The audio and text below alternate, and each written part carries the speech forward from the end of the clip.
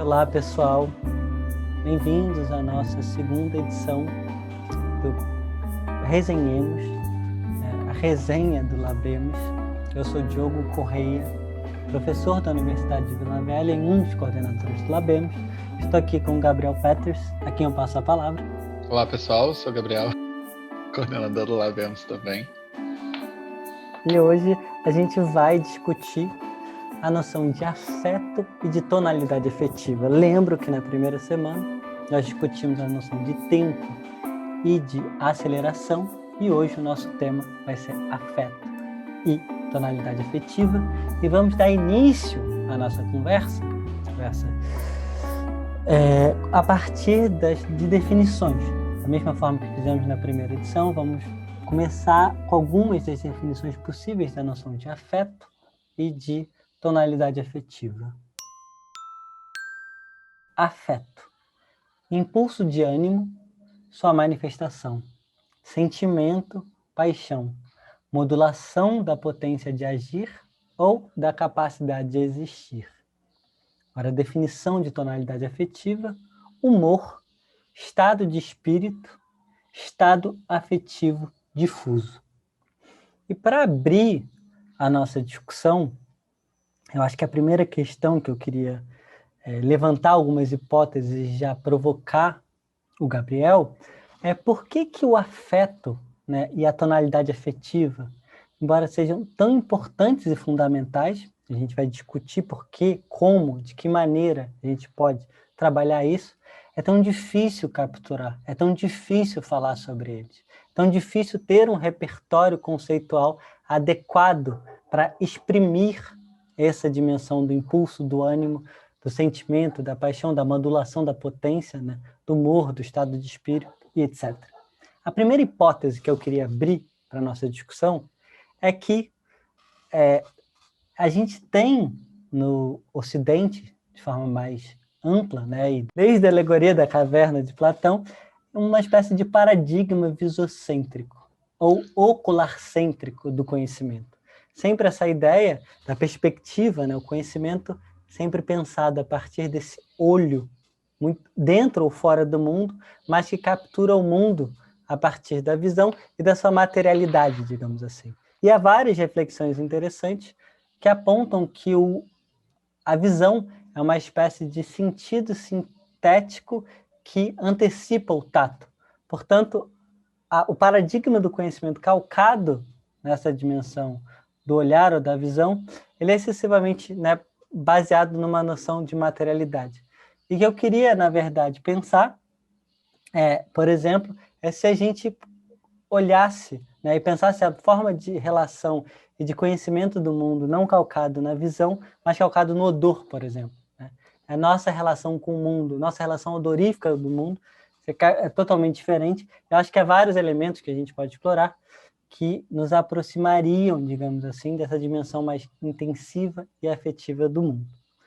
E um outro elemento, talvez, só para passar a palavra, seria que a própria dimensão afetiva ela é sempre muito vista a partir do excesso ou da falta.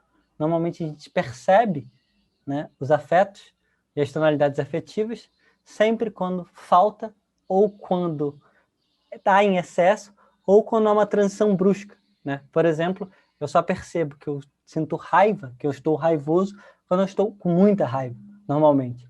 Se eu estou um pouco raivoso, isso normalmente não chega claramente ao meu universo cognitivo da representação. E eu acho que o elemento que a gente pode associar é a temperatura. Eu normalmente sinto frio ou calor quando está muito frio ou quando está muito calor. Mas, de modo geral, existe uma espécie de estado morno, onde isso não fica claro.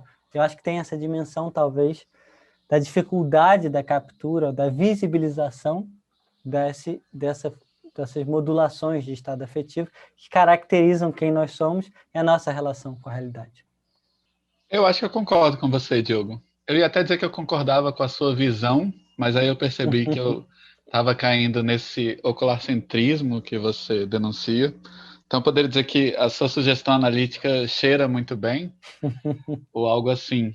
Mas eu acho que, para além desse componente que você mencionou, a gente recai aqui num problema que já discutimos quando tratamos de tempo e aceleração, que é o problema agostiniano da experiência do tempo. Como lidar com certas experiências que são intuitivamente óbvias, no sentido de que a maior parte dos seres humanos já as vivenciaram, então a experiência de sentir a passagem do tempo, ou de se apaixonar, ou de achar alguma coisa engraçada. O paradoxo dessas experiências é que, uma vez que a gente tenta explicitá-las no discurso, elas parecem tremendamente elusivas. E muitas vezes a gente se sente obrigado a usar uma linguagem metafórica para poder se aproximar desse tipo de vivência. Então, não é à toa, por exemplo, que a narração da experiência de apaixonar-se, embora a experiência em si seja amplamente distribuída, a narração dessa experiência, a capacidade de colocá-la em palavras, é tida como algo mais ou menos exclusivo de poetas ou artistas em geral. E eu acho que isso vale muito para o componente afetivo da experiência humana no mundo. E o que coloca um problema para as ciências sociais é justamente o fato de que retratar essas experiências de uma maneira fidedigna, tão realista quanto possível, significa sacrificar um pouco das nossas aspirações à precisão conceitual. Esse é o desafio, porque, por exemplo, se você vai descrever um estado de afeto como o de sentir-se à vontade em uma festa, ou de experimentar o mundo como um lugar seguro, ou ao contrário, como um lugar repleto de ameaças, experimentar o mundo como promissor de alegrias, ou como palco de tristezas futuras, enfim, você vai ser obrigado, para descrever essa experiência global e difusa, a utilizar uma linguagem que é também global e difusa, e muitas vezes requer aproximações metafóricas. Então, a própria ideia de atmosfera afetiva, eu acho que é um bom exemplo disso, porque, por um lado, esse é um componente central da nossa experiência cotidiana. A gente sabe a diferença entre uma festa e um funeral, dentre outras coisas, porque a gente é capaz de sintonizar com as atmosferas afetivas distintas dessas situações, né? Digamos, a atmosfera expansiva e alegre de uma festa versus a atmosfera grave, triste, séria de um funeral. Mas, ao mesmo tempo, é sintomático que a gente utilize esse termo oriundo das ciências naturais em um sentido metafórico. Então, por um lado, é uma dimensão absolutamente real da nossa experiência, por outro lado, para acessá-la, a gente parece ter de escapar de alguns dos nossos escrúpulos de cientificidade, como, por exemplo, esse de uma linguagem precisa e que mantém as metáforas sob controle.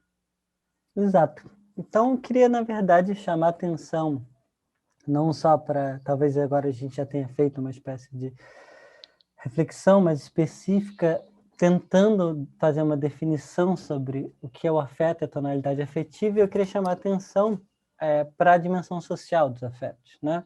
E eu acho que você já mencionou essa dimensão de como, por vezes, né, as nossas tonalidades afetivas precisam se sintonizar com as atmosferas sociais de determinados eventos, né?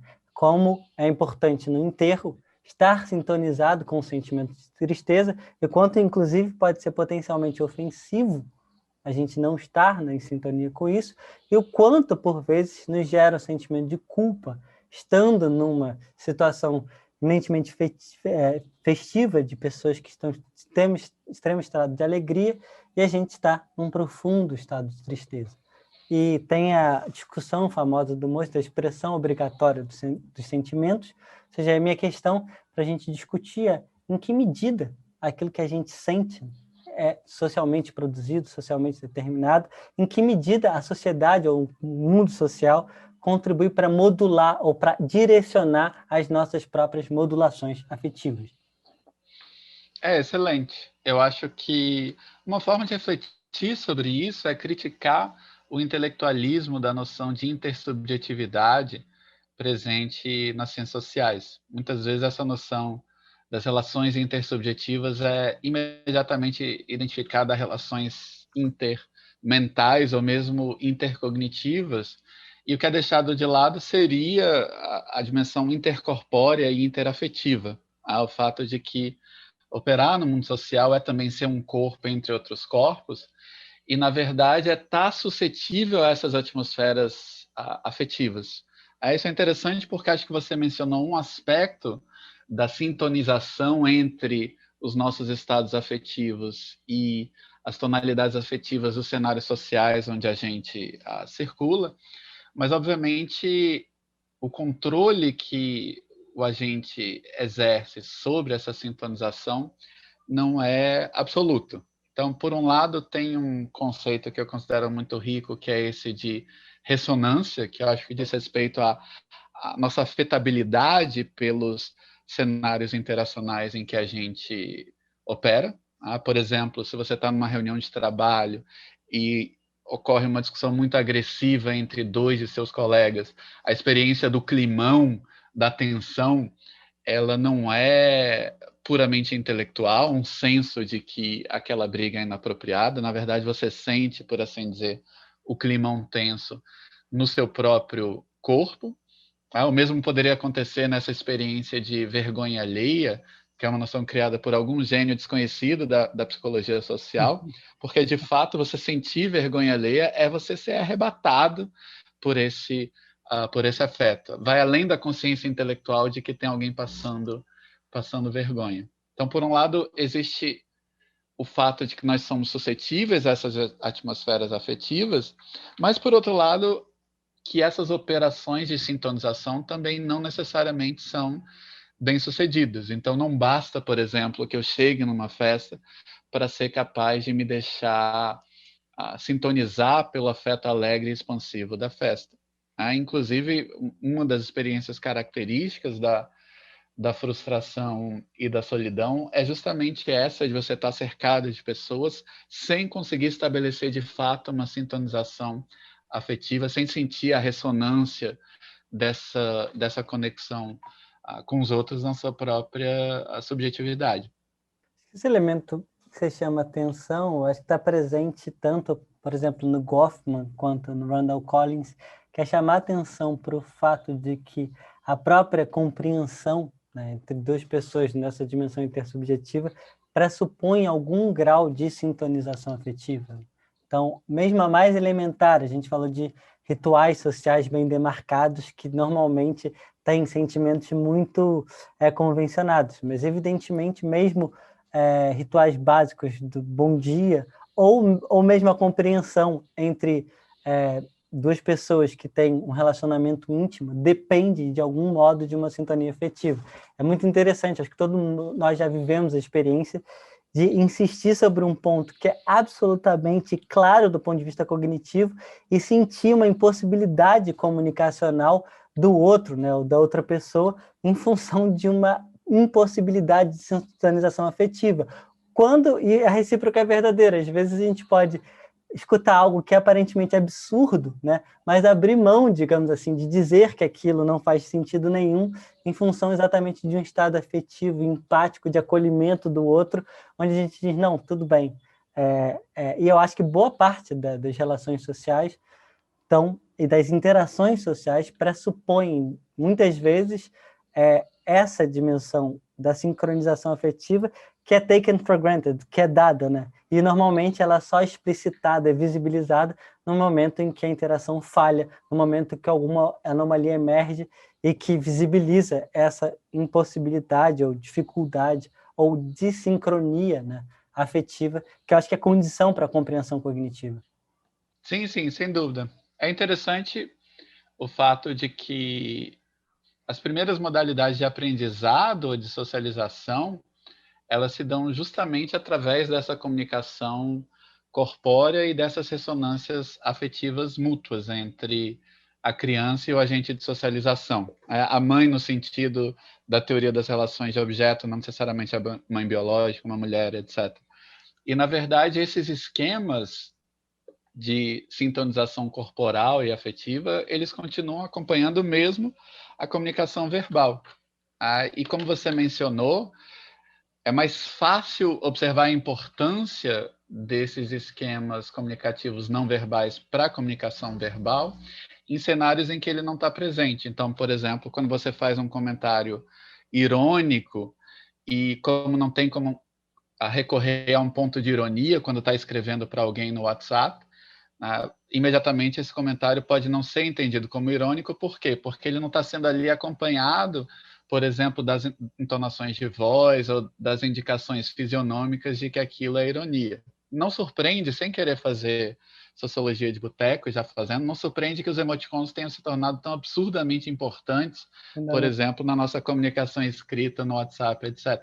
Porque eles são esses substitutos não verbais da comunicação verbal e são absolutamente necessários para a gente enquadrar o nosso discurso escrito numa tonalidade afetiva, do tipo, isso é uma provocação carinhosa e não um ataque real. Isso é um comentário irônico e não uma agressão explícita e assim por diante. Gabita, eu já acho que agora você já tem um novo artigo a ser escrito, ou seja, o emoticons e os stickers como nova modalidade de expressão da tonalidade afetiva no mundo contemporâneo internet. Então já é uma proposição aí de futuro artigo que todos esperamos escutar. Eu queria passar agora, então, para uma música, né, que é a música do Jardim Macalé, chamada Mal Secreto. Eu vou ler a passagem dessa música. Antes da gente fazer essa transição entre a dimensão social, dos afetos, que a gente já aqui falou sobre ela e voltaremos mais no final, e para a dimensão mais individual e psíquica dessa dimensão afetiva. Então vamos lá para a música do Jardim Macalé. Não choro, meu segredo é que sou rapaz esforçado, fico parado, calado, quieto, não corro, não choro, não converso. Massacro o meu medo, mascaro a minha dor. Já sei sofrer. Não preciso de gente que me oriente. Se você me pergunta como vai, respondo sempre. Tudo legal. E que eu quero, na verdade, passar como transição, eu já tinha mencionado aliás, o Gabriel mencionou o quanto, não necessariamente dentro do universo interacional ou dentro desse estado de sincronização da nossa tonalidade afetiva com essa dimensão atmosférica do mundo, não necessariamente a gente consegue sincronizar. E eu acho que para pensar a dimensão psíquica, a gente podia abrir exatamente com esses estados, né? Em que há uma sincronia entre o nosso estado de espírito, o nosso humor e os estados atmosféricos mundanos, do ponto de vista, né, da afetividade. Então, eu acho que você podia trazer, Gabriel, você que é um dos especialistas da psicopatologia e pensa a ordem social como um problema psíquico, essa relação entre psicopatologia e afetividade. É interessante porque, aliás, retomando a ideia do emoticon, seria interessante que a gente pudesse defender que os emoticons fossem utilizados também como ferramentas de comunicação científica, né? Que você pudesse colocar um emoticon num artigo ou nas suas dissertações de mestrado e tese de doutorado. Mas, enfim. Fica aqui a Eu acho nossa proposta, então, Gabriel. Pode deixar aqui presente já a nossa proposta de que isso possa ser acrescido futuramente. E você, como orientador, espero que você aceite teses e indique isso para os seus orientandos, inclusive. Sim, sim, sem dúvida. O que é interessante, antes de entrar nessa questão, é talvez trabalhar com essa distinção entre tonalidades afetivas como estados difusos, de um lado, e emoções como respostas específicas a eventos particulares. Então, num sentido muito básico, a gente poderia ilustrar isso com a distinção entre ansiedade e medo.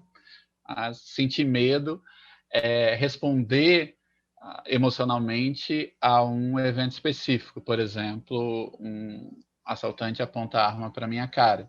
Ao passo que a ansiedade é um estado difuso, porque ela não precisa estar conectada com estímulos específicos, mas é todo um modo de experiência do mundo.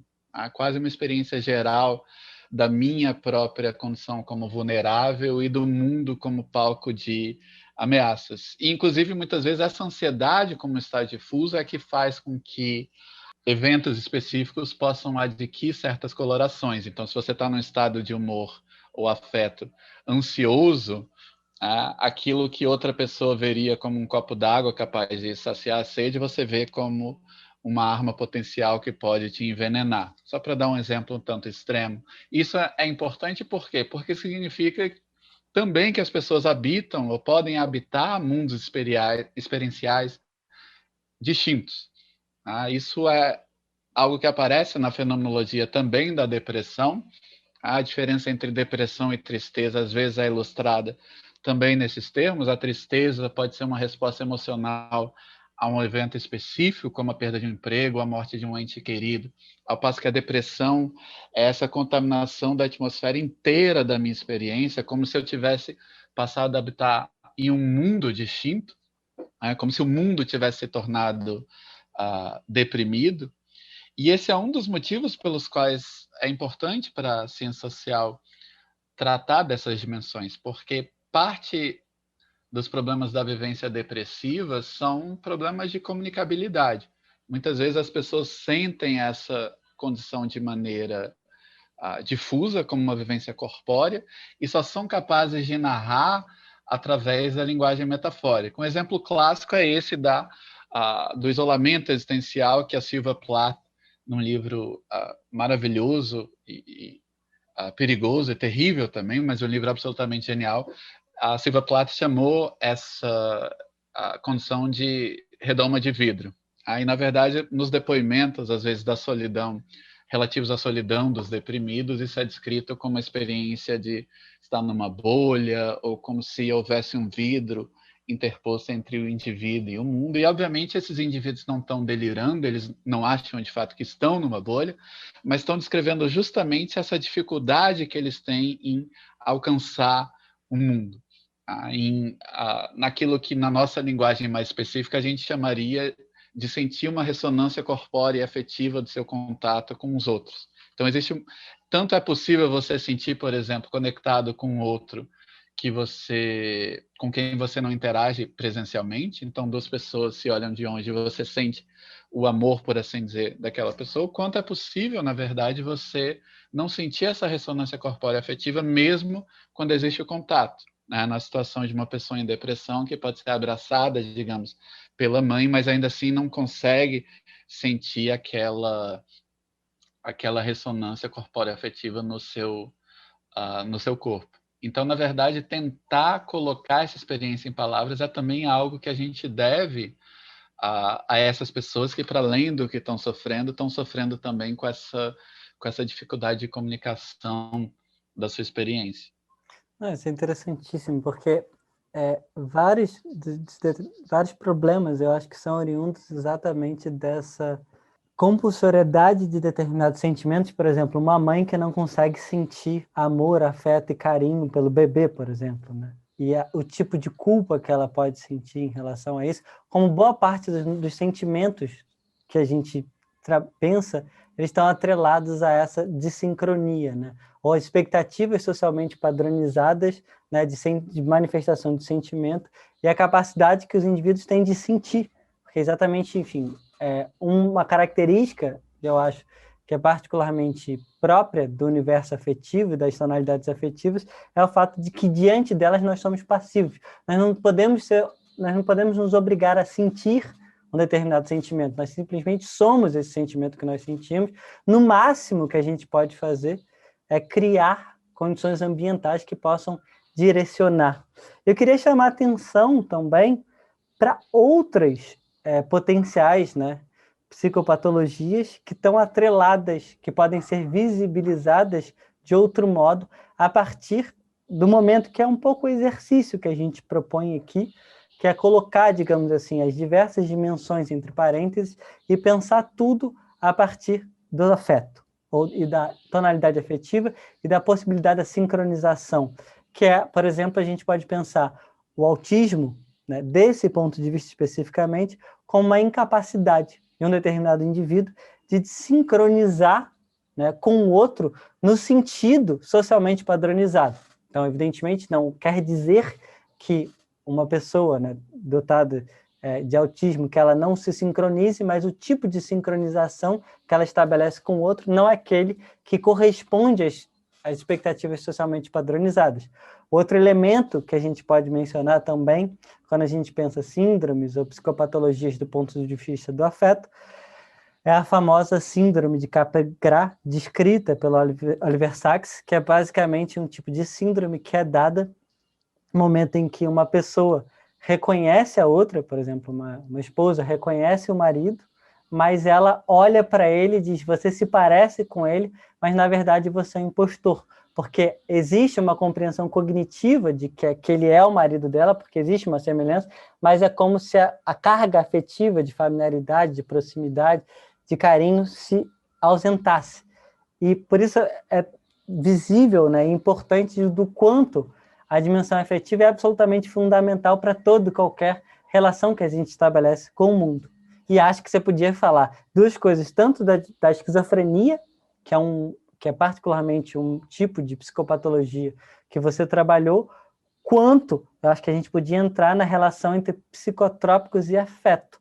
O quanto a medicalização, né, e os psicotrópicos contemporâneos entram como formas de mudar os nossos estados afetivos, de modular, né? Seja aqueles com os quais nós não nos sentimos familiarizados ou não estamos em um estado confortável, quanto de dificuldades de interação que a gente tenta, né, através de algum tipo de intervenção externa, mudar através de psicotrópicos. Né? Antes de entrar nessa questão, eu fiquei pensando com os meus botões sobre o exemplo que você deu da mãe com o bebê. Eu acho importante lembrar que essa noção de circulação de afetos múltiplos, ela se refere não só ao domínio intersubjetivo, mas também ao domínio intrasubjetivo. Eu acho que esse é um ponto em que a nossa discussão sobre afetos encontra uma discussão clássica na teoria social, que é essa da unidade e da multiplicidade interna do self. Porque muitas vezes certos discursos morais do senso comum não levam suficientemente em consideração essa complexidade interna dos afetos, o fato de que nós somos criaturas complexas, logo é perfeitamente compreensível que nossos sentimentos em relação a outras criaturas sejam complexos também. Por exemplo, que a gente seja capaz de sentir raiva de alguém que a gente ama profundamente, como o caso de uma mãe com filha, assim por diante. Porque por vezes essa mãe pode, como você mencionou, achar que ela é uma anomalia completa em função dessa complexidade de afetos que ela mantém em relação ao seu filho. Mas, enfim, o outro ponto interessante que você mencionou é esse do quanto o nosso senso de realidade tem um componente visceral e corpóreo afetivo e como é fácil, na verdade, se dar conta dessa dependência que o nosso senso do real tem justamente nos momentos em que ele desaparece. E eu acho que isso aparece na discussão sobre a evolução de quadros esquizofrênicos, normalmente quando as pessoas pensam nessa desconexão com a realidade, entre aspas, na esquizofrenia, os exemplos imediatos que vêm são os do delírio. Então, por exemplo, a alucinação sensorial, uma pessoa que escuta vozes que ela acha que são de Deus, por exemplo, ou de outras entidades, ou no caso um delírio de interpretação, um indivíduo paranoide que julga que todos estão conspirando contra ele. E o que é interessante é que não só nem todos os casos esquizofrênicos se enquadram nesses cenários, mas o que é mais comum é uma vivência de estranhamento difuso em relação à realidade. Então, o que é perdido de início não é a nossa capacidade de perceber os eventos à nossa volta ou de interpretar o seu significado. O que é perdido de início era justamente aquele senso difuso de familiaridade e de segurança ontológica, para usar uma categoria que é do Ronald Lang, não do Anthony Giddens, o Giddens usa depois, mas é esse senso difuso de que o mundo é familiar e inteligível que vai sendo perdido. E em alguns casos de delírio, o delírio emerge como uma reação, como uma formação reativa. Depois de experimentar essa vivência insuportável de que o mundo se tornou estranho e pouco confiável, o indivíduo mobiliza uma teoria delirante que vai dar algum sentido e inteligibilidade a essa sua experiência. Então, por exemplo, já que o comportamento das pessoas passou a parecer irreal, eu posso concluir que esse comportamento parece real porque elas estão de fato fingindo e são todas elas parte da conspiração movida contra mim. Ou para voltar ao seu exemplo, né, que seria um exemplo também de um componente psicótico, depois de perceber o meu marido ou a minha esposa com todos os seus traços, ser capaz de reconhecê-lo cognitivamente, mas sem mais sentir aquela experiência corpórea e afetiva de familiaridade, eu venho a concluir que eu não sinto essa familiaridade porque o meu marido ou esposa real foi assassinado e substituído por um impostor de aparência idêntica. Isso é importante para muito além da psicopatologia. Isso ajuda a explicar, por exemplo, a proliferação de estilos paranoides, de interpretação do mundo e de teorias da conspiração. Muitas vezes é o senso visceral da realidade o fator decisivo para explicar o apego a uma certa teoria explicativa do mundo, e os argumentos racionais e evidências empíricas eles vêm depois, tutelados por esse primeiro senso de que algo é verdadeiro. Isso aparece uma vez mais em experiências cotidianas. Muitas vezes, quando a gente, por exemplo, resolve um problema de palavras cruzadas, a gente não tem só a consciência de que resolveu o problema, a gente é inundado por essa sensação difusa de que encontrou a resposta, por essa sensação de saber.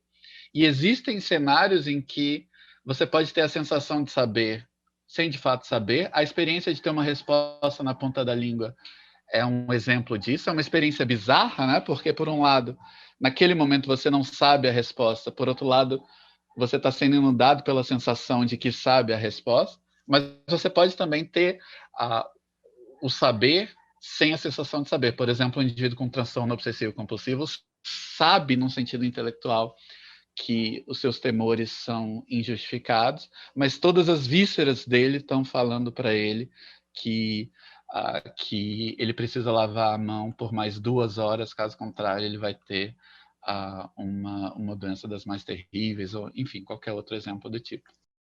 Vai contrair o coronavírus. O que eu proponho é que a gente passe agora para a leitura. A gente depois volta para a questão dos psicotrópicos e afetos, mas é que a gente volte agora para a leitura, porque eu acho que está de passagens, de descrições fenomenológicas desse sentimento, né, de estranhamento do mundo, e que o mundo se torna estranho para essas pessoas.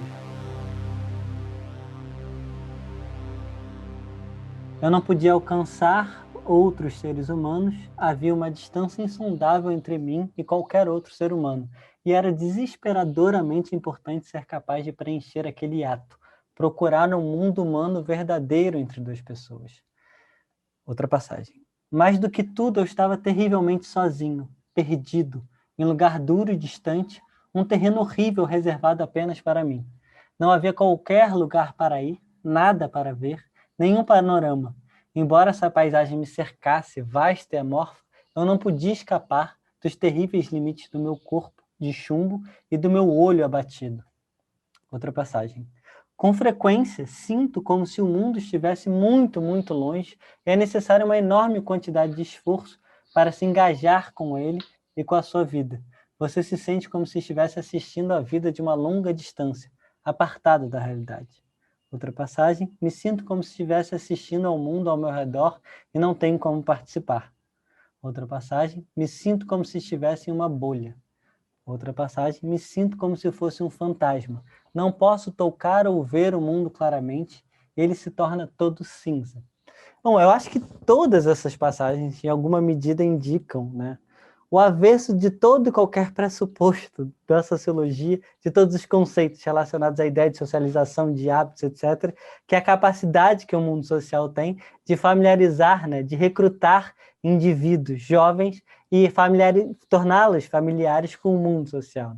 E que eu acho que é interessante, e que é um elemento que você já explorou, que é o fato de que o esquizo é exatamente o avesso da experiência da socialização tradicional, porque esse indivíduo, a despeito, né, talvez dos esforços sociais e institucionais de capturá-lo para esse mundo, há algo nele que resiste a essa sensação de familiaridade, e esse algo é não só de ordem cognitiva, muitas vezes, porque pode ser que esse indivíduo não compreenda, de fato, certas injunções ou normatividades, que ele não interiorize certas expectativas ou normas, mas pode ser que ele seja capaz de compreender e simplesmente não seja capaz de sentir. E eu acho que isso pode ser tanto um sentimento de muitas pessoas que não precisa ir tão longe, né? Acho que existe um contínuo entre a familiaridade absoluta e a experiência de estranhamento radical, que seria, por exemplo, indivíduos que são socializados ou pertencentes a um determinado grupo, pode ser familiar, a um grupo de amigos, e sempre se sentem estrangeiros, né, no sentido do Schutz, ou no sentido do Zimmel, pessoas que não fazem parte, que não compartilham daqueles pressupostos. E muitas vezes a dinâmica da vida social está nessa procura, né, entre um universo em que afetivamente nós não estamos acolhidos e que a gente possa ter essa experiência, que eu adoro essa formulação do Bourdieu, merleau-pontiano, das meditações pascalianas, que é eu compreendo o mundo que me compreende, e nesse caso, né, de encontrar mundos em que eu possa compreender e que eu me sinta compreendido. E essa segunda dimensão, por definição, ela sempre tem esse aspecto cognitivo, né? E eu acho que, eu queria insistir nesse ponto, Gabriel, que muitas vezes, quando não temos isso, a gente pede algum tipo de intervenção externa, seja ela psicanálise, né, ou uma psicoterapia, em que a gente utiliza também como um modo de conseguir uma inserção ou de aceitar melhor o mundo tal como ele é, a despeito das minhas expectativas sobre ele, ou de entender o que eu posso fazer enquanto indivíduo para poder ser melhor aceito nesse mundo, esse jogo, né, duplo, e que às vezes o remédio, a medicalização, entra como uma maneira de facilitar, talvez, esse processo. Sim, sem dúvida. Eu acho interessante porque existem implicações terapêuticas ou existenciais desse tipo de reflexão. Você redescobrir, por exemplo, o papel do corpo na sua conexão com seus ambientes de experiência é você ter agora, por assim dizer, um novo instrumento dessa conexão. Eu penso, por exemplo, na experiência da professora, do professor. Né? Você pode chegar um dia para dar aula bastante desmotivado e, em vez de simplesmente achar que o seu engajamento corporal com a aula tem de ser uma expressão do seu estado interior, e nesse caso, se você estiver desmotivado e triste, você vai dar uma aula, vai fazer uma performance triste, se estiver motivado e alegre, vai fazer uma performance alegre, você tem a possibilidade de engajar o seu corpo como se você estivesse alegre e expansivo, e com o tempo você vai despertando essa motivação interior. Um pouco na experiência do exercício, em que nos primeiros 15 ou 20 minutos você se sente como um espírito tentando carregar a própria carcaça, e de repente, depois de algum tempo, na verdade, você não está só feliz, como está motivado a continuar no exercício. Outro Obviamente exemplo deve possível haver... poderia ser, Gabriel, a excitação sexual, por exemplo, também. Sim, sim, a excitação sexual, por exemplo, e a excitação sexual certamente já constrói uma ponte para o tema dos psicofármacos. Eu acho, na verdade, é só um de diversos instrumentos que a gente mobiliza para agir no mundo e certamente para intervir nos nossos estados afetivos. Né? Então, para além do uso de psicofármacos, a gente poderia falar, por exemplo, no próprio uso de álcool ou de drogas em um contexto festivo. Né? Quando você consome álcool na festa, você está fazendo intervenção consciente no seu estado de espírito, que é um estado corporal, para se tornar mais suscetível àquela alegria, euforia, expressividade ambiente. Então, você poderia estender esse raciocínio, na verdade, para uma série de coisas. Você sabe que o alface tem propriedades ansiolíticas, ou que o café tem o funcionamento como estimulante. Eu não estou querendo, enfim, entrar numa espécie de fisicalismo ou materialismo vulgar, mas, na verdade, estou tentando questionar essa ideia de que existe uma cisão absoluta entre usuários e não usuários de psicofármacos em sentido amplo da palavra. Não? Sim, eu não sabia do Agora, alface, mas então uma dica do Gabriel Peters de que a alface pode ser importante para ajudar, né, já que ele tem propriedades ansiolíticas. Vou, de repente, passar a incluir mais alface na minha dieta. O que eu proponho, então, na verdade, passando, bom, na verdade, a gente já está fazendo um pouco esse trabalho, mas mais especificamente de pensar a relação dos afetos com o mundo hoje. Então, certamente, uma das formas possíveis, né, para seguir nessa proposta do Labemos de tentar traçar diagnósticos do tempo presente é olhar para o mundo a partir, tentando depurá-lo único e exclusivamente, olhando para a circulação de afetos. E duas coisas, talvez, que possam ser pensadas. Uma primeira coisa é possível pensar o mundo contemporâneo. Eu acho que um dos elementos, eu afirmaria, a partir da circulação da raiva e do ódio, acho que se explica, em grande parte, a força de determinados discursos em que eles estão menos pautados por uma dinâmica de racionalidade, de um horizonte de justiça, e mais pela capacidade que eles têm de canalizar afetos, e afetos que podem ser de todo tipo, inclusive o afeto do ódio.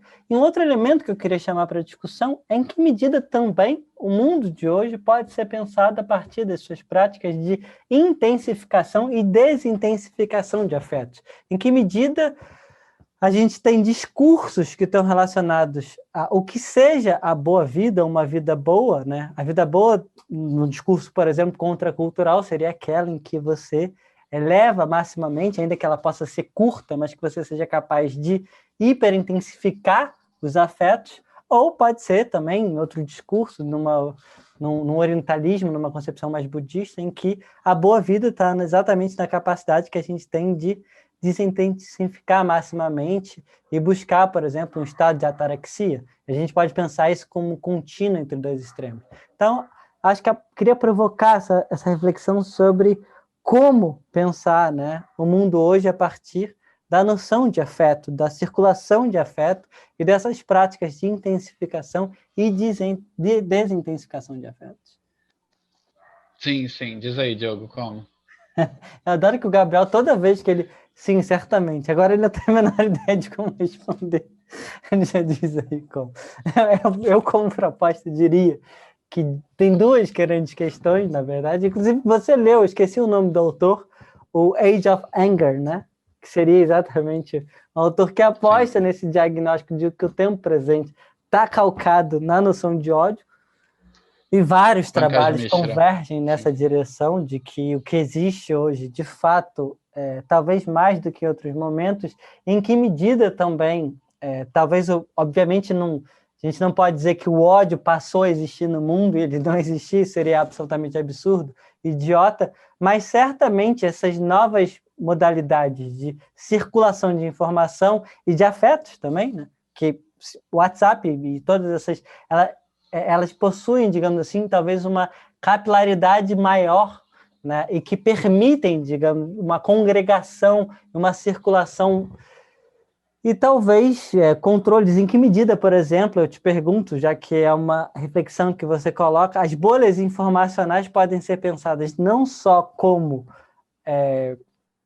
modos, né, de difusão de fake news, mas, sobretudo, como uma espécie de mecanismo tecnológico de nutrição permanente de determinados afetos. É como se ali você encontrasse uma espécie de oásis infinito, onde você vai continuamente, por exemplo, reafirmar o seu ódio à esquerda ou a um conjunto particular de pessoas e de políticos, etc. Então, a bolha informacional pode ser pensada como uma nutridora, não sei como seria uma espécie de amamentadora contínua de determinados afetos, para usar linguagens spinozistas tristes, na maior parte das vezes. Sim, é interessante porque toda essa minha pesquisa sobre esquizofrenia foi, na verdade, uma tentativa de mostrar a relevância do estudo da esquizofrenia ou dessas vivências psíquicas chamadas de esquizofrênicas com ou sem razão pela psiquiatria, enfim, mostrar a relevância dessas vivências para a compreensão da condição humana, porque na chamada esquizofrenia, os dilemas inerentes à condição humana aparecem como que sob uma lente de aumento. E isso vale não só para a teoria social em geral, mas vale também para diagnósticos do presente, creio eu. Porque essa dinâmica na qual o senso de que o mundo é hipercomplexo, o senso de que os estímulos cognitivos e afetivos são demasiados, de que o mundo é não só incompreensível como ameaçador, ele exerce uma pressão psíquica interna por alguma teoria ou narrativa que possa simplificar essa complexidade e que possa, ao menos, identificar a fonte dessas ameaças presentes no mundo. Então, teorias da conspiração e teorias paranoides vêm muitas vezes preencher essa lacuna, simplificar a complexidade, por exemplo, mostrar que, em vez de um jogo de forças e contra-forças, o que existe é uma grande conspiração de uma elite presente nos bastidores, E ao fazer isso, a teoria conspiratória coloca o seu recipiente, aquele que acredita nela, numa posição de mais conforto cognitivo, para usar a expressão do Daniel Kahneman, ou de segurança ontológica. E a bolha informacional ela vem justamente para reforçar essa narrativa que torna o mundo cognitivamente manejável e emocionalmente suportável. É paradoxal porque mesmo o senso de que existe um inimigo poderoso é preferível a essa experiência de uma ameaça que é difusa e não identificada. Isso ocorre em certos quadros de esquizofrenia e ocorre na dinâmica desses estilos paranoides de compreensão. Agora, a maneira como isso se articula com o ódio é interessante de fato. Eu acho que o componente viralizador de qualquer conteúdo na internet tem a ver justamente com a intensidade da resposta afetiva que ele gera. Eu tenho a impressão que a principal dentre essas respostas é a raiva. Então, em princípio, o principal índice de viralização de determinado conteúdo digital na internet é o quão raivoso ele te deixa.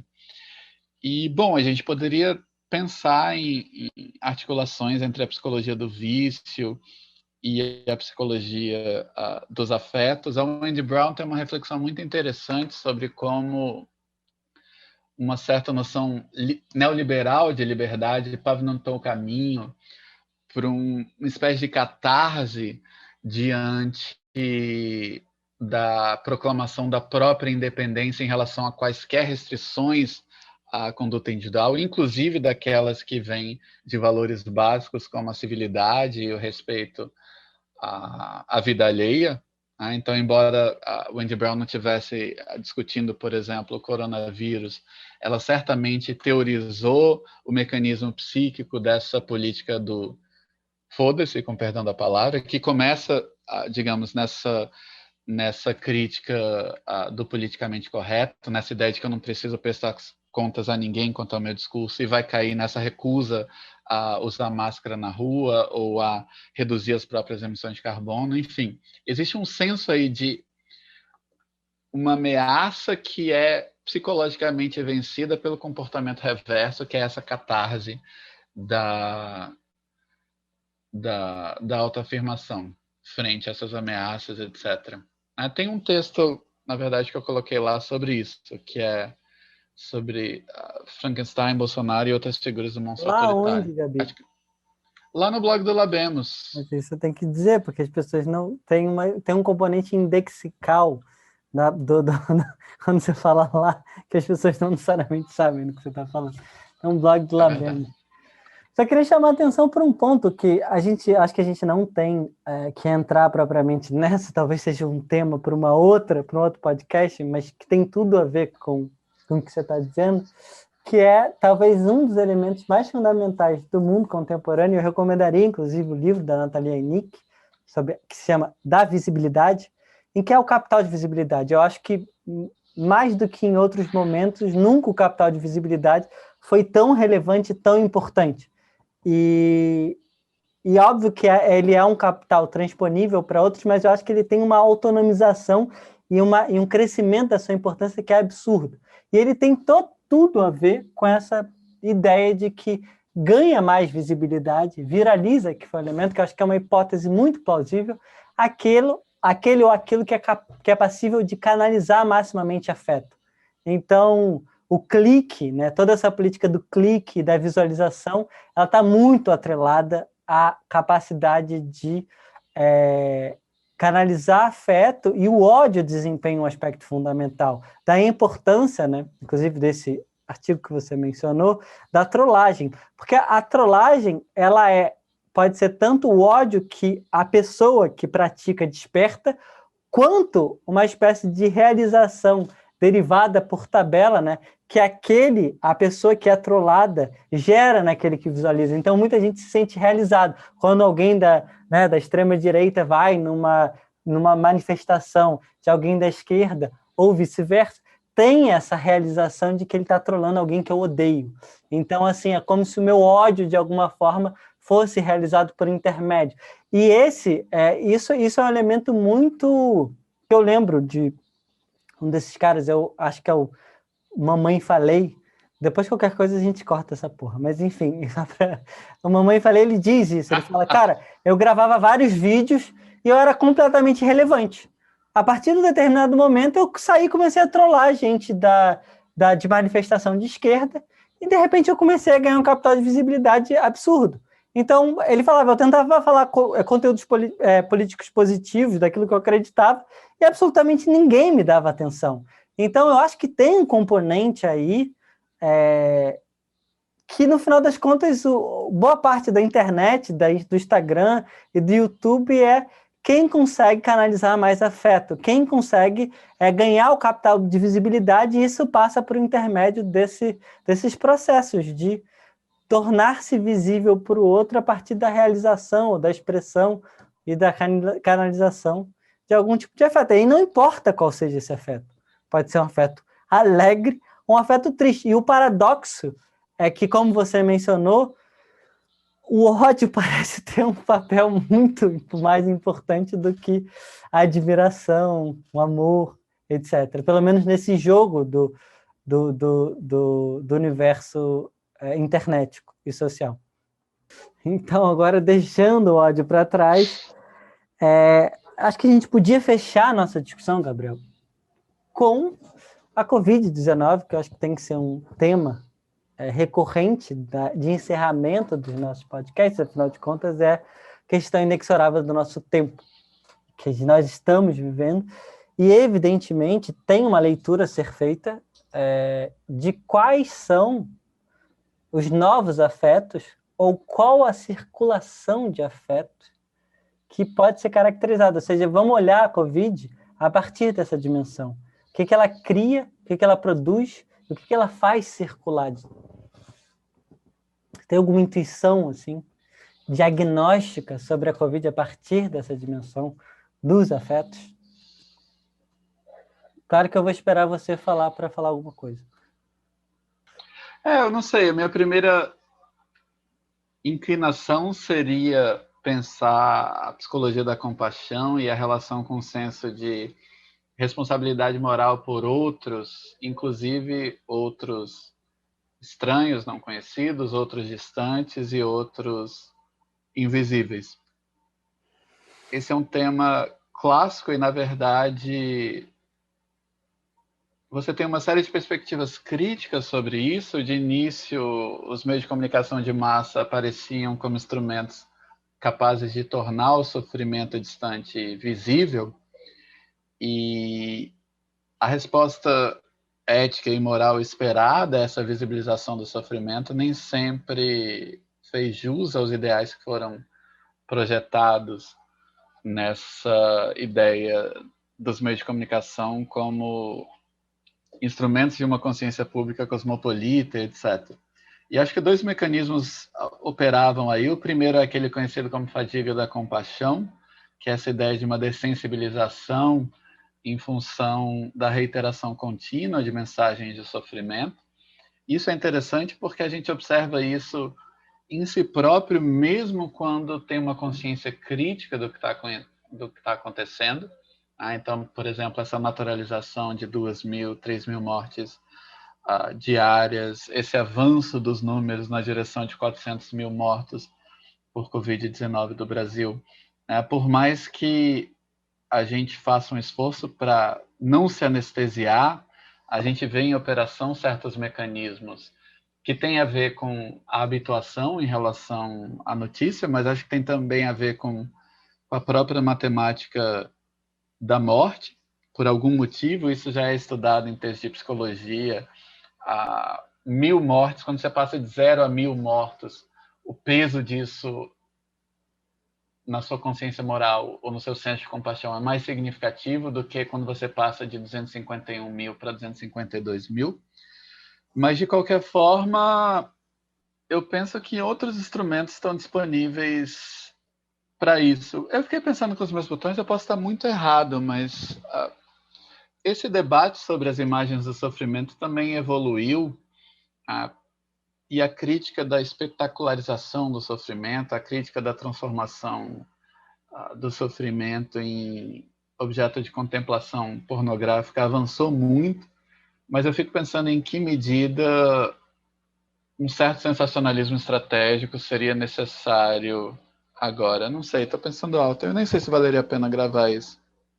Bom, acho que tem elementos que são um pouco óbvios do ponto de vista da pensar a relação entre a Covid e a circulação de afetos.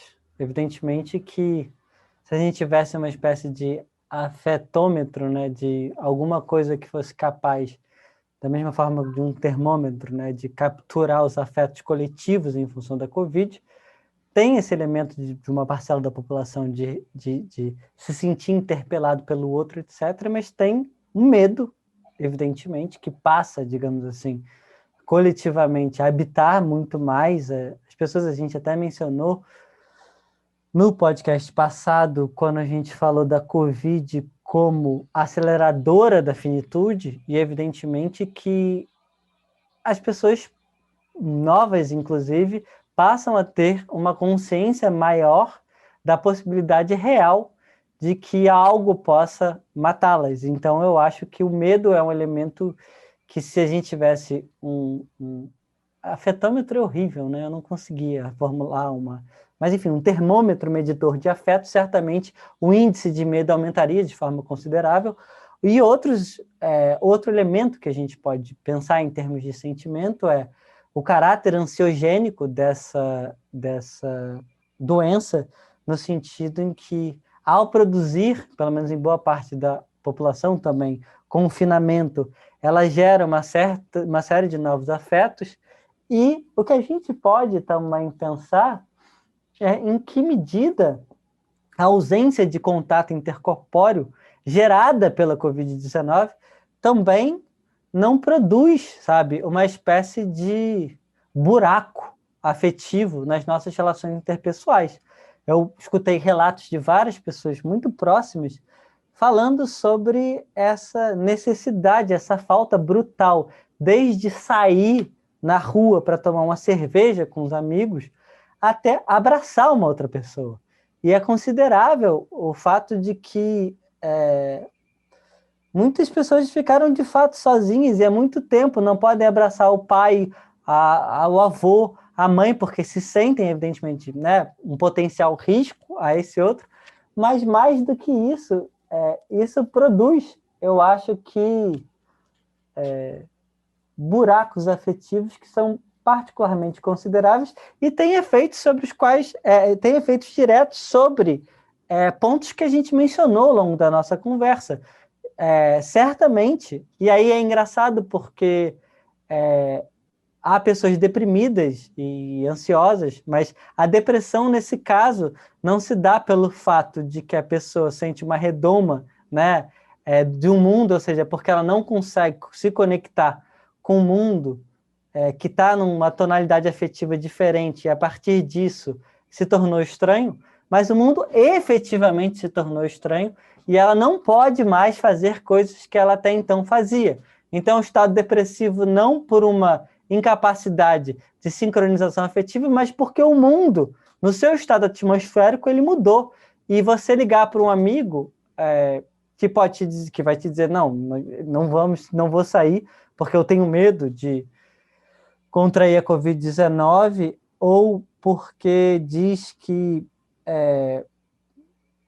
eu não posso sair simplesmente por uma razão ética, porque por mais que eu possa não me sentir necessariamente paranoico de pegar a Covid, eu tenho medo de pegar e passar para o meu parente próximo, isso evidentemente pode gerar efeitos depressivos, né? A relação interpessoal digital, o Zoom, por mais importante que ela seja, inclusive esteja permitindo que a gente faça, e tenha, evidentemente, algum tipo de circulação de afeto, mas não é um substituto equivalente ou na mesma intensidade da troca afetiva e da capacidade que a gente tem de sincronizar afetivamente com o outro.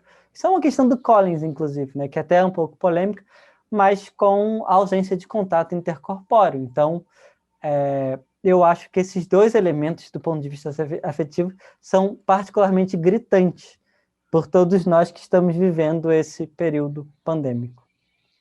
Agora que já falei uma fala brilhante e genial, por favor, Gabriel, agora só complementa, cara. Certo.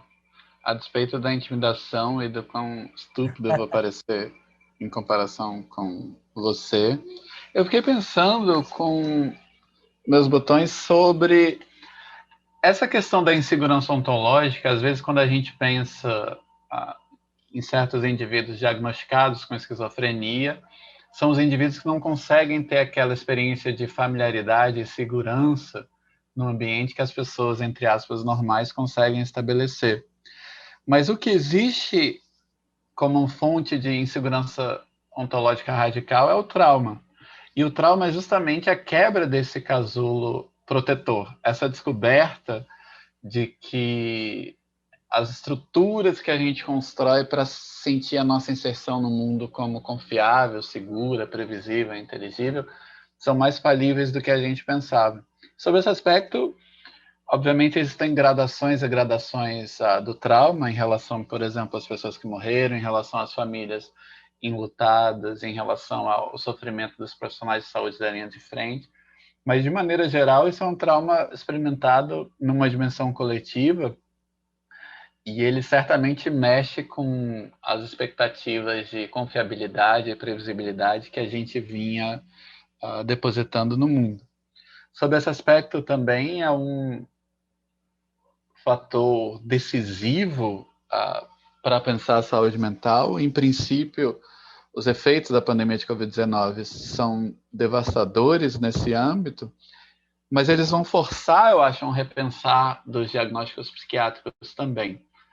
Porque das duas umas, se a psiquiatria continuasse produzindo diagnóstico de depressão segundo os mesmos critérios de 3 anos atrás, ela teria de chegar à conclusão de que 40% das pessoas está deprimida, por exemplo. Se esse não é o caso, significa que a psiquiatria vai ter de estabelecer um novo normal que corresponderia ao que no passado estaria enquadrado como estado depressivo, mas agora não vai estar. Enfim, as consequências desse processo estão em curso ainda. Né? Mas você tem toda a razão. De certa maneira, todos foram colocados em uma espécie de redoma. Então, o que a gente tem é uma possibilidade de aprendizado dessa condição experiencial que era relativamente anômala e uma distribuição, digamos, generalizada dessa experiência. E, como sempre, acho que existem potenciais positivos nessa experiência. Potenciais que apontam para uma mudança na nossa maneira de conceber o mundo, que apontam, por exemplo, para uma espécie de robustecimento do estado de bem-estar social. Penso no que está acontecendo nos Estados Unidos, por exemplo, quem sabe possa acontecer em outros lugares. Mas eu acho que para mim é muito cedo para dizer. Duas questões só que eu queria chamar a atenção, que acho que você mencionou uma dimensão fundamental, que tem uma reflexão do Alexander, sobre a questão dos traumas coletivos, e eu acho que um dos efeitos, né, se eu pudesse fazer na verdade não um exercício de futurologia, porque isso já está acontecendo, né? Eu tive um avô que morreu pela Covid, e eu acho que já está presente e haverá de forma mais intensa um trauma na dimensão coletiva relativa ao luto, porque a morte por Covid também, a maneira de não velar um corpo, a maneira do corpo simplesmente só ser enterrado, da impossibilidade de você ver o corpo e de todo esse modo específico que a Covid introduz. A gente começou a nossa conversa falando sobre essa dimensão social de como expressar os sentimentos, e eu acho que há uma funcionalidade, ainda que eu vá recair no funcionalismo talvez um pouco tosco, embora acho que faz sentido um ritual de despedida. Esse ritual, evidentemente, ele é, de algum modo, alterado em função das especificidades dessa doença. E eu acho que isso introduz aí uma dimensão fundamental, que é um trauma coletivo na impossibilidade da vivência direta da experiência de luto. Porque é uma coisa que eu me lembro profundamente do enterro do meu avô, que é uma coisa que fica permanentemente na minha cabeça, que era o caixão. A gente não teve acesso ao corpo, ele foi enterrado, além de ser um caixão, dentro de um saco, né? Que era um saco específico para que não transmitisse a doença, e a todo momento, de forma muito obsessiva, o sujeito, as pessoas que carregavam o caixão, elas jogavam álcool gel no caixão. E era interessante, porque para mim, me soava quase como uma espécie de defumador, sabe, daquele corpo. E é um defumador que não é espiritual, ele é físico, e ao mesmo tempo não havia necessidade de fazer aquilo a todo momento. Então, acho que essa introdução desses elementos também, eu acho que vai engendrar um problema social na reconfiguração da experiência de luto. E eu queria só mencionar, até para articular com a nossa primeira conversa, para fechar, a dimensão ansiogênica da incerteza de quando isso vai acabar. Porque eu acho que um ponto central, nós, todos humanos, estamos preparados para lidar com problemas. Só que quando esses problemas com os quais a gente lida não tem um horizonte de finitude, de quando acabar de forma clara, isso tem o potencial brutalmente ansiogênico, e estar vivendo na Covid no Brasil tem uma particularidade, sabe? Que é você viver sob um país em que mortes estão cada vez mais aumentando, você não tem sequer institucionalmente, né, para falar na presidência, em determinadas instituições, um amparo, né, e uma possibilidade coletiva de vivenciar o luto, e, ao mesmo tempo, uma sensação contínua de que a gente não sabe quando isso vai acabar, e que isso eu acho que gera todo uma nova circulação, um circuito de afetos particulares, e que a gente vai ter que lidar com isso, a gente não tem como fugir disso, e em grau maior ou menor, todos seremos afetados, inevitavelmente, por isso. E só para terminar, Gabriel, antes de você fazer o comentário final, você perguntou, né, qual seria nosso estado afetivo no final, e acho que terminar com a Covid é terrível, né, porque evidentemente o estado afetivo certamente não é aquele de um afeto alegre. Eu acho que sim, mas acho que ao mesmo tempo a mensagem não precisa ser desmotivadora. Por vezes, quando você observa estudos com sobreviventes, prisioneiros de guerra e outros cenários, aparentemente a recomendação que alguns deles consideram a mais interessante é manter a esperança de sair, mas não colocar um horizonte temporal preciso e, sobretudo, não ficar apostando que esse problema vai terminar amanhã. Então, acho que talvez o interessante, e isso é só uma sugestão a partir do que foi lido, é manter esse horizonte temporal aberto de superação do problema, mas ter a paciência e a perseverança para permanecer lutando por mais tempo. Mas eu acho importante que a gente seja também capaz de se concentrar naquilo que a gente pode controlar. Eu acho que você mencionou um pouquinho isso. A agência não é uma propriedade abstrata, ela é uma necessidade. E muitas vezes, quando você observa, por exemplo, estudos de satisfação com a vida de pessoas que perderam a mobilidade, ficaram paraplégicas, por exemplo, essa concentração nos aspectos da vida que você pode influenciar, ela é importante. E talvez, por maior que seja o nosso senso de impotência em relação ao que vem acontecendo, é importante que a gente exerça essa capacidade de agência, e isso não só, obviamente, num sentido pessoal, mas num sentido, tanto quanto possível, político também. Então, você vem falando, eu pensei em todo um trabalho de memorialização que vai ser necessário em relação a essa catástrofe humanitária. Um trabalho de memorialização aqui no Brasil foi profundamente insuficiente em relação à escravidão. A gente tem um museu da abolição, mas a gente não tem muito mais do que isso em relação a essa catástrofe gigantesca. O trabalho de memorialização quanto às atrocidades cometidas na ditadura militar também se mostrou profundamente precário e frágil, mas ao mesmo tempo a gente já está se antecipando e pensando num trabalho de memorialização enquanto a gente está imerso nessa urgência. Então seria, enfim, seria o caso da gente da gente ser capaz de suportar a verdade, mas também terminar dentro de uma afetividade que é uma afetividade de disposição para lutar. Então, eu não sei se eu acabo terminando numa vibe meio de coach, mas a ideia de que você que está ouvindo pode lidar com qualquer problema que não te mate. Caso o problema te mate, você não vai mais precisar lidar com ele. Enfim. E tudo que não te mata te fortalece, né, Gabito? Mas eu acho que isso Na verdade, não. Na verdade, às vezes o que te mata te deixa o que não te mata te deixa mais fraco, mas de todo modo. Eu acho que não isso que você está falando, eu acho que é uma bom forma de encerramento, que é também a capacidade humana de transformar, por exemplo, né, afetos tristes, né, diante de uma catástrofe humanitária como a que a gente está vivendo, em sentimento de indignação, em sentimento de um impulso vital também para a luta política. E com certeza, primeiro, a pandemia não vai durar para sempre. Segundo, o atual governo também não vai durar para sempre. E há um aprendizado coletivo em relação a essa catástrofe, que eu acho que é uma catástrofe política e que a gente sempre espera, né? Eu tenho uma necessidade kantiana de acreditar que a evolução histórica sempre caminha para o melhor a despeito dos seus acidentes.